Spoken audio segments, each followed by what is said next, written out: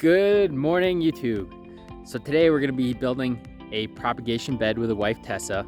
We're going to start from the beginning of how we get it all set up to the end when we're loading it up with the plants. So you can see how we take a cutting, root it in a few weeks to a couple months, pot it up, and make a lot of money from it. Just a quick beginning to end, and how you can set this up, how you can make money from your home with a little amount of space.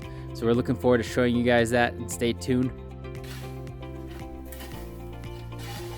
Tessa is leveling the ground right now. We're about to put in the wood structure that we built. It's a 4x4. So it's gonna fit right there snug inside of our greenhouse. We're using a 4x4 piece of wood I got from Home Depot. It's about 50 bucks. Lumber is a little expensive now. And we're just gonna fit it up there snug on the corner.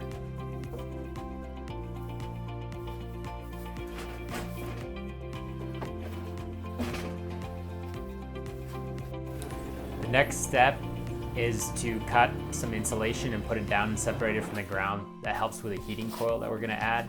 So you just gotta fit in snug, make sure it doesn't have to be perfect, but cover most of it. And then cover up with plastic. So we just use some cheap Home Depot plastic you can get anywhere. Once the plastic is stuck and fit, our next step is to move on to filling it up. I personally like to use peat moss from Home Depot, as well as a little bit of perlite in there, keeps it fluffy. It's a little expensive, but it works. And right before we put in the soil into the snugly fit plastic, we're gonna lay down our heating cable. It doesn't have to be on top of the plastic, you can have it underneath. It works just as well. But I personally like to be able to move it around later if certain areas need more heating than others. And so you can just see me here just laying it down. You could put tape and have it nice and organized, but I found it really doesn't make a difference. It'll keep the soil nice and warm.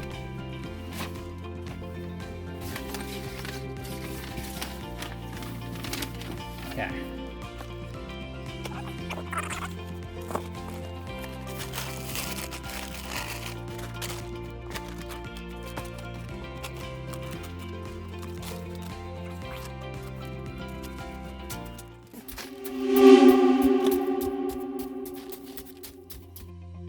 So as we're finishing our bed, what we need to do is just water it, and then we're getting ready to go get some cuttings. So you guys have it. So the next cuttings I'm gonna take are gonna be jostaberries. These guys are really tasty. They taste like a grape if you haven't had one. It's a mix of a currant and a gooseberry.